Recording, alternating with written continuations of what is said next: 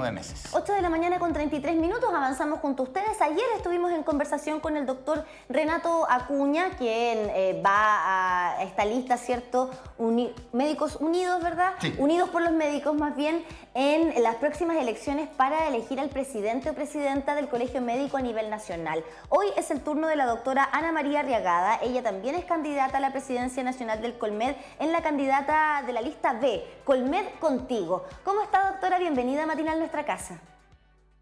Buenos días, muchas gracias por estar con ustedes hoy día, Camila y Luis, y con todos los espectadores de la octava región. Claro, si bien no todos los que estamos y los que nos están viendo son médicos, sí todos somos eventualmente pacientes, y lo que se haga desde el colegio médico, por supuesto, que impacta finalmente en todos nosotros, porque esta es una votación interna de los médicos, los profesionales que están obviamente colegiados. Y bajo esa premisa, sabemos que las decisiones que se han tomado o hechos también que han salido desde el colegio médico se han politizado, particularmente por la figura de Ique Asiche, que finalmente termina llegando al gobierno. Ayer el otro candidato acusaba de que no querían que se tomara el colegio médico para hacer carrera política. Le preguntamos también lo mismo que le dijimos a él. ¿Se ha politizado el colegio médico finalmente? La verdad, ¿me escuchan bien? Sí. El colegio médico es un colegio profesional y eso está definido porque obviamente se debe a lo que es el bienestar y los proyectos de los médicos, pero también un colegio profesional tiene una posición en la sociedad y por lo tanto es un colegio que desde sus inicios ha tenido un impacto en lo que son las políticas sanitarias, con mayor o menor profundidad, con mayor o menor énfasis y por supuesto dependiendo de las condiciones políticas, sociales de la época, ha tenido mayor o menor injerencia. Así que yo con eso no tengo como una mayor complicación, digamos, salvo señalar que al menos yo como futura presidenta del Colegio Médico tengo clarísima la diferencia entre un colegio profesional y un partido político. En mi caso particular nunca he militado en un partido político. ¿Y usted tampoco pretende hacer carrera política, llegar a ocupar algún puesto político? Mi compromiso durante estos 3 años es que mientras la salud me acompañe, dirigir un gremio profesional de médicos y médicas que tienen muchas tareas por delante. Tenemos tareas concretas que tienen que ver con el ejercicio de nuestra profesión, con las condiciones en que ejercemos, crisis importantes que están ocurriendo en el sistema sanitario y por lo tanto ese es mi compromiso. La verdad que yo soy una persona que tiene una trayectoria gremial y una responsabilidad con su gremio. A mí, y lo he señalado en otras entrevistas frente a esta pregunta y esta inquietud de la otra lista, a mí me han ofrecido 2 gobiernos consecutivos irme al ministerio a trabajar como coordinadora de trasplante, y a los 2, al gobierno del presidente Piñera y al gobierno del presidente Boric, les dije que no, porque yo tenía un compromiso gremial. En estos momentos yo soy tesorera del Colegio Médico en Santiago y me debo a las personas que confiaron en mí y que votaron por mí. Así que eso es lo que yo puedo señalar, al menos mi compromiso, como lo ha demostrado mi trayectoria, es que durante los 3 años que siguen, y creo que vamos a tener mucho trabajo, va a ser trabajar por el colegio profesional que pretendo encabezar. Sí, doctora, para también preguntarle acerca de otras crisis, ¿no? Una crisis económica, una crisis en nuestro sistema de salud, tanto público como privado al día de hoy, pero particularmente con el bolsillo de los usuarios y usuarias, ¿no? Muchos de ellos teniendo que hacer bingos, rifas para poder costear tratamientos, para poder costear enfermedades raras en nuestro país, en litigios además legales con las ISAPRES o con FONASA también para poder obtener esos recursos finalmente. Y nos encontramos en un escenario en el que hoy día es cada vez más difícil encontrar una hora para una especialidad médica, por ejemplo, ya sea para comprar un bono por FONASA o por ISAPRE. Muchos de sus colegas médicos y médicas están decidiendo atender únicamente de manera particular, con costos por consulta que alcanzan los 80, 90 mil pesos. ¿Le parece a usted razonable el cobro de 70, 80 o 90 mil pesos por una consulta médica?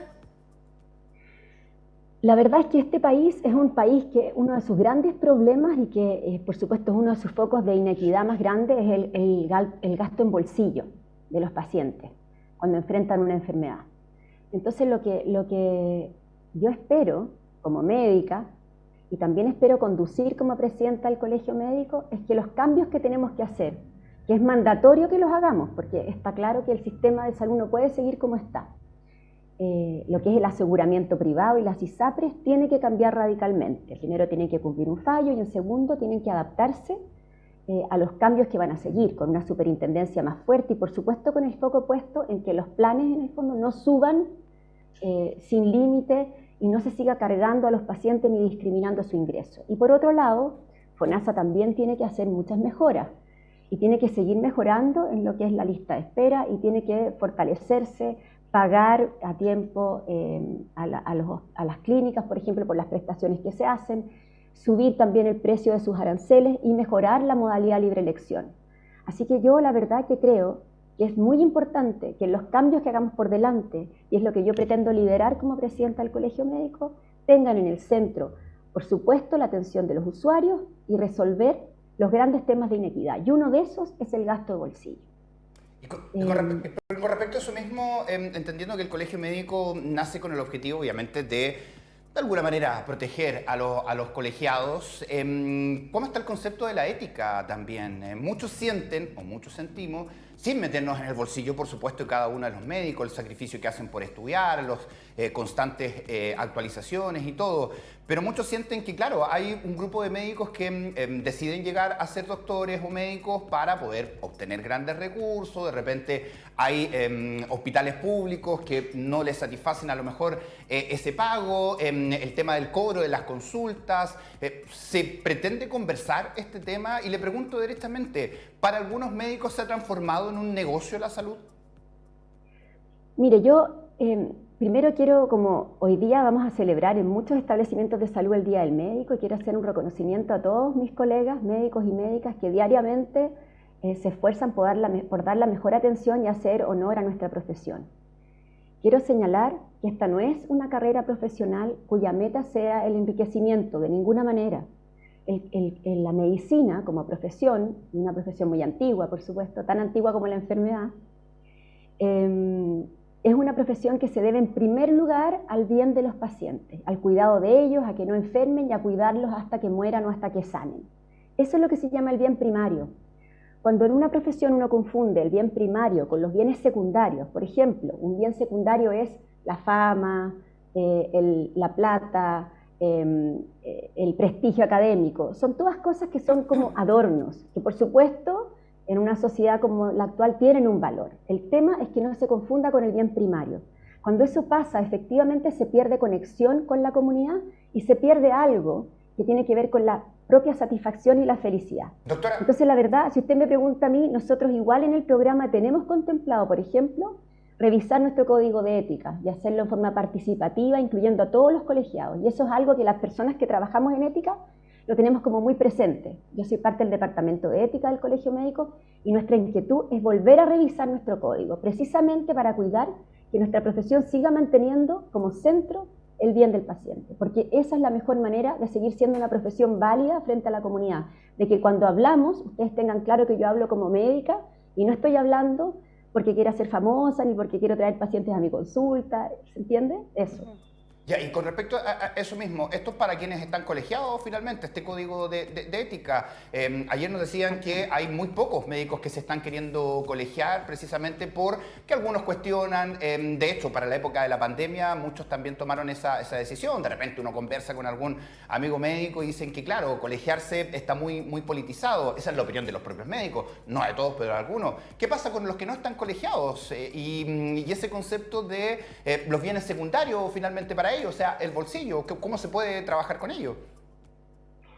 Yo creo que la diferencia entre estar colegiado o no colegiado no es una diferencia ética, no creo que los doctores sean menos éticos porque no están colegiados. Lo que sí pienso es que los que en realidad debiéramos retomar como colegio es una discusión por nuestra tuición ética. La tuición ética la teníamos hasta que el gobierno, hasta que la dictadura militar nos quitó la tuición ética.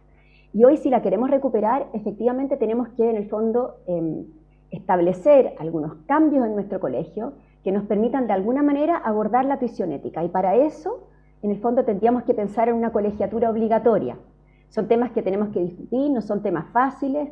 Uno puede ver cuánto se ha demorado esa discusión en un colegio medio parecido a nosotros, que es el Colegio de Abogados, y por lo tanto nosotros tenemos, ya hay como un cierto consenso dentro del colegio que debiéramos tener de vuelta la tuición ética.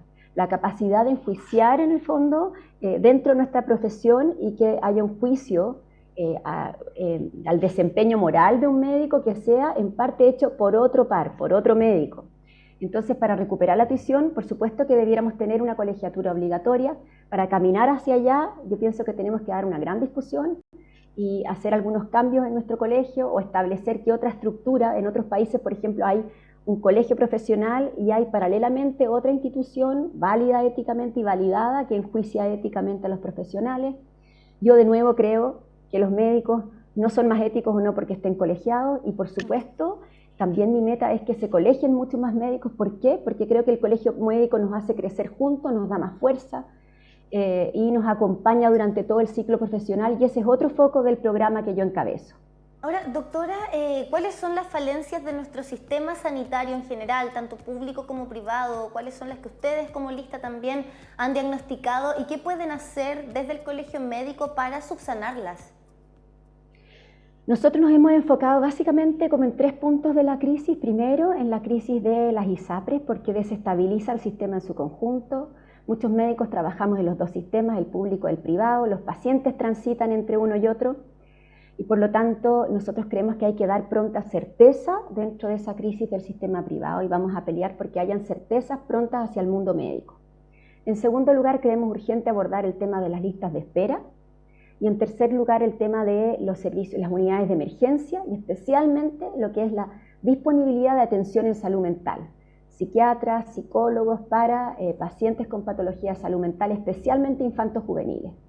Ese es como el grueso de la mirada que queremos abordar o lo que nos parecen las principales crisis, entendiendo que por supuesto hay temas de infraestructura también, hay toda una mirada que hay hoy día muy central de la atención primaria, pero nos parece que lo fundamental es eso, la crisis del sistema privado, listas de espera, urgencia, salud mental. Y perdón, con respecto a la crisis del sistema privado, las ISAPRES, ¿cuál es su postura al respecto? ¿Qué es lo que cree que debiese ocurrir? Porque hay quienes dicen, no, es que hay un sector que quiere hacer desaparecer las ISAPRES, las quiere eliminar o quiere eliminar el sistema privado de salud. ¿Es el planteamiento o es otro? Nuestro planteamiento es que el sistema de salud chileno hace ya muchos años convive un sistema público con un sistema privado, eso se debe preservar. Hoy no es posible asegurar la atención de la población sin las 6.000 camas del sistema privado. Es un lugar donde hay además 200.000 empleos, donde se realiza el 38% de los exámenes, casi la mitad de las cirugías. Pero eso es distinto a referirnos un poco o a ver el tema de las ISAPRES. Las ISAPRES hoy, como aseguradoras, están en una crisis profunda, es difícil plantear que sean viables, así como están, y por lo tanto eso, que es algo que nosotros, una crisis que nosotros por supuesto no creamos, pero sí que somos de alguna manera, estamos entre medio y muy afectados por esa crisis, por lo tanto lo que nosotros hemos dicho desde la lista y las personas que están conmigo en esta lista, es que nosotros vamos a ofrecer toda nuestra experiencia gremial y técnica para pedir al gobierno pronta certeza. Esta es una crisis que tiene que resolver la autoridad sanitaria y que tiene que dar prontas certezas a los médicos, a los pacientes y al sistema en su conjunto. Y con respecto a esta crisis que estamos viendo en salud, estamos viviendo una crisis de profesionales, médicos me refiero, porque muchos dicen que podemos construir muchos hospitales, muchos CESFAM, pero están faltando especialistas. Y bajo esa mirada le pregunto, ¿qué pasa con aquellos médicos que no están devolviendo con un servicio público las becas que les da el Estado? ¿Qué se va a hacer desde el Colegio Médico para hacer cumplir aquello? Nosotros queremos seguir fortaleciendo, y está en nuestro programa, todo lo que es el proceso de habilitación médica para postular a las becas.